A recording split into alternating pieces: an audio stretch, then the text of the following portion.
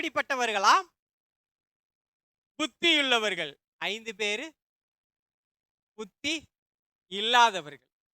இந்த புத்தியுள்ளவர்கள், புத்தி இல்லாதவர்கள் இவர்களை நாம் பார்ப்போம் என்று சொன்னால், மத்தேயு 7ஆம் அதிகாரம் 24 முதல் 29 வரை உள்ள வசன பகுதியிலே அங்கே ஒரு காரியத்தை ஆண்டவர் சொல்லுகிறார்.